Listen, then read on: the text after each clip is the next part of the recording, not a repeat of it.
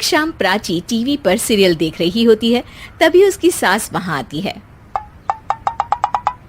अरे सीरियल में तो ऐसे मग्न है जैसे आज रात का खाना पड़ोसी आकर बनाएंगे। मुझे पता ही नहीं था आपने अपने बेटे की शादी पड़ोस में भी की हुई है। हैं? मतलब? मतलब इस घर में सारा काम बहू ही करती है, आप तो सिर्फ खर्राटे मारती हैं। अच्छा जी, फिलहाल तो तुम आराम फरमा रही हो, चलो जाओ, ये मेरे टीवी देखने का समय है। आहा, इसीलिए मुझे भगाया जा रहा है। सॉरी, अब तो बिल्कुल नहीं जाऊंगी। प्राची की इस बात पर दोनों सास बहू के बीच टीवी रिमोट के पीछे बच्चों जैसे छीना झपटी शुरू हो जाती है, जिसके बीच श्लोक भी काम से घर वापस आ जाता है। आज मेरी चूहे बिल्ली की जोड़ी किस बात पर झगड़ रही है? अरे तेरे बीवी मुझे टीवी ही नहीं देखने दे रही। अरे तुम्हारी मम्मी मुझे खाना बनाने के लिए फोर्स कर रही है। अरे वाह, ऐसे बेतुके रीजन पर तो बच्चे भी झगड़ा नहीं करते। अरे मुझे कुछ मत बोल, सब इसने ही शुरू किया है। हाँ हाँ, जैसे आप तो बहुत दूध की धूली है ना। अरे बस दोनों चुप। प्राची जाओ, खाने की तैयारी करो। और माँ तुम छोड़ो, तुम्हें क्या बोलूं, शांति से अपना सीरियल देखो, मुझे दोबारा लड़ने की आवाज सुनाई नहीं देनी चाहिए। ऐसा बोलकर श्लोक वहां से चला जाता है, जिसके पीछे पीछे प्राची भी कुछ न कुछ बड़बड़ाते हुए रसोई में चली जाती है। हाँ हाँ, सासू जी को तो कुछ बोलेंगे ही नहीं, बस मुझ पर ही हुक्म चलता है, खाना बनाओ, जैसे मैं इनके घर में खाना बनाने के लिए आई हूँ। इसी तरह शाम बीतती है और रात को श्लोक और प्राची की सास खाना खाकर सोने चले जाते हैं, लेकिन प्राची गुस्से में कुछ खाए बिना काम में ही लगी रहती है। इस घर में किसी को घंटा फिक्र नहीं पड़ता, मैं खाऊं या भूखी रहूं। प्राची कुछ देर के लिए रसोई से बाहर जाती है और जैसे ही वापस आती है तो वहां दूध का भरा ग्लास देखकर हैरान रह जाती है। फिक्र पूरी है, बस दिखाना नहीं है। प्राची दूध पीकर सोने चली जाती है और अगली सुबह एक बार फिर सास बहू का कार्टून नेटवर्क स्टार्ट हो जाता है। ये तुमने ही किया है। अरे अजीब जबरदस्ती है, मैं बोल रही हूँ मैंने कुछ नहीं किया।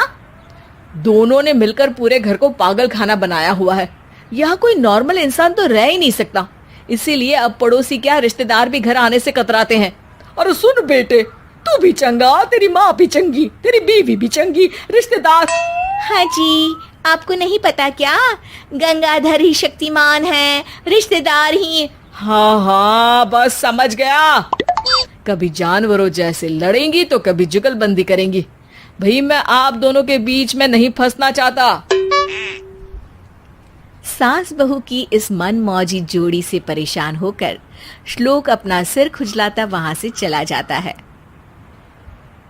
चलो अब मैं भी कीर्तन में जा रही हूँ।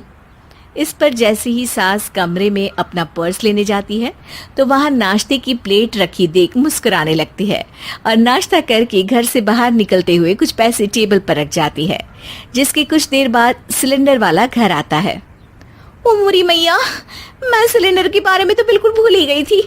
घर खर्च के सारे पैसे भी मम्मी के पास है और श्लोक से बोला तो उल्टा 4 बात सुनाएंगे।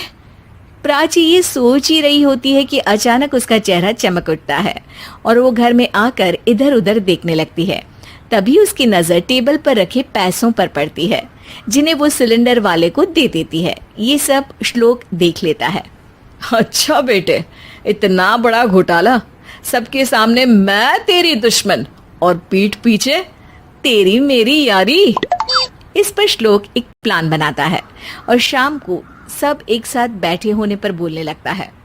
माँ, तुम दोनों की बहुत लड़ाई होती है, इसलिए मैं सोच रहा हूँ कि प्राची को उसके घर छोड़ाऊं, इससे वो भी खुश रहेगी और तुम भी। अचानक श्लोक की ये बात सुनकर सास बहू शौक से उसकी तरफ देखती हैं।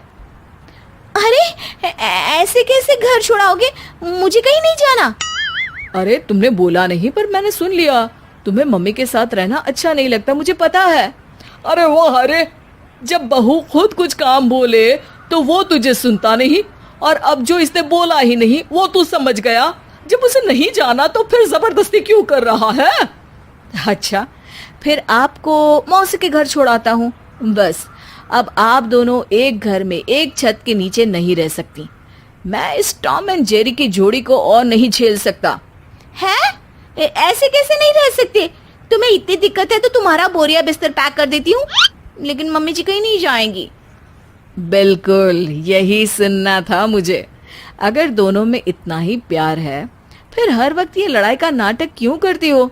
देखा मैंने कैसे माँ किचन में दूध रखती है और तुम उनके लिए कमरे में नाश्ता रखती हो, और कैसे वो पहले ही तुम्हारी दिक्कत समझकर घर में पैसे रखकर बाहर जाती है। अरे भाई, इतना ड्रामा तो डेली सोप में भी नहीं होता जितना तुम दोनों ने इस घर में फैलाया हुआ है। तू हमें टॉम एंड जेरी बोलता है ना, तो याद कर वो दोनों भी एक दूसरे को बाहर वालों की बुरी नजर से बचाने के लिए हमेशा सबके सामने लड़ते थे, लेकिन अकेले में दिक्कत के समय मदद भी तो करते थे। बस हमारा रिश्ता भी कुछ ऐसा ही है।